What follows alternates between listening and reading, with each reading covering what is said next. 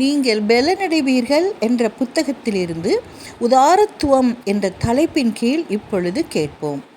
அவர்கள் மிகுந்த உபத்திரவத்தினாலே சோதிக்கப்படுகையில் கொடிய தரித்திரமுடையவர்களாயிருந்தும் தங்கள் பரிபூர்ண சந்தோஷத்தினாலே மிகுந்த உதாரத்துவமாய் கொடுத்தார்கள். 2 கொரிந்தியர் 8:2. கிறிஸ்தவ நோக்கங்கள் முழுமையாக ஒப்புக்கொள்ளப்பட்டு மனசாட்சியானது கடமைக்காக விழித்தெழும்போதுதான் தெய்வீக வெளிச்சமானது இருதயத்தின் மீதும் குணத்தின் மீதும் அதன் தோற்ற பதிவுகளை ஏற்படுத்தும் போதுதான் சுயநலம் மேற்கொள்ளப்பட்டு கிறிஸ்துவின் சிந்தை வெளிக்காட்டப்படுகிறது. மனித இருதயங்கள் மற்றும் குணங்களின் மீது கிரியை செய்து கொண்டிருக்கும் பரிசுத்த ஆவியானவர் இச்சை மற்றும் வஞ்சனையாக கையாளும் எல்லா போக்கையும் வெளியேற்றுவார். தேவனுடைய ஊழியக்காரர் சபைக்கு ஒரு செய்தியை அறிவிக்கும் போது தேவன் தம் மக்களிடம் பேசுகிறார். அதாவது அவர்கள் தங்களுடைய தசம பாகத்தை நேர்மையாக தேவனுக்கு கொடுத்திருந்திருக்கவில்லை என்பதை அவர்கள் உணர அவர்களுடைய மனசாட்சியை எழுப்புகிறார். மேலும் அவர்கள் கொடுப்பதற்கு சௌகரியமான சூழ்நிலை இல்லாதிருந்த போது தங்கள் காணிக்கைகளை அவரிடம் படைப்பதற்கு தவறியிருந்தனர். அவர்கள் தேவனுடைய சொந்த பணத்தை தங்களுக்காக வீடுகளை கட்டவும் குதிரைகள், வண்டிகள் மற்றும் நிலங்களை வாங்கவும் பயன்படுத்தி கொண்டிருந்தனர்.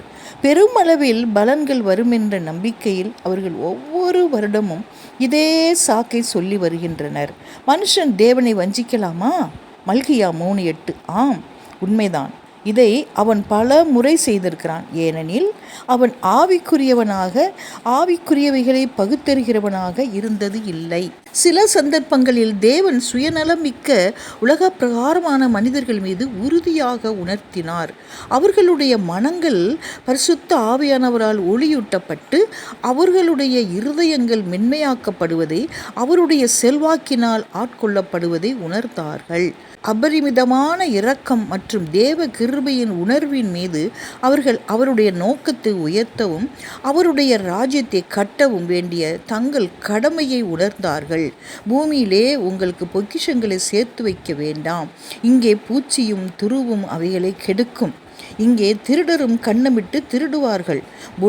பரலோகத்திலே உங்களுக்கு பொக்கிஷங்களை சேர்த்து வையுங்கள், அங்கே பூச்சியாவது துருவாவது கெடுக்கிறதும் இல்லை, அங்கே திருடர் கண்ணமிட்டு திருடுகிறதும் இல்லை. மத்தேயு 6:19-20 என்ற தேவையை நினைவு கூர்ந்தார்கள்.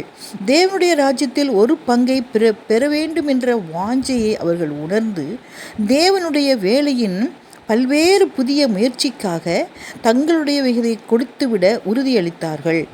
அந்த உறுதிமொழியானது மனிதனிடம் கொடுக்கப்படவில்லை, மாறாக சுயநலமான பணத்தை நேசிக்கும் மனிதர்களுடைய மனங்களின் மீது கிரியை செய்யும் தேவனுடைய பிரசன்னத்திற்கு முன்பாகவும் அவருடைய தூதர்களுக்கு முன்பாகவும் கொடுக்கப்பட்டதாகும்.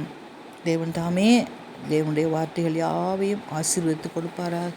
ஆமென்.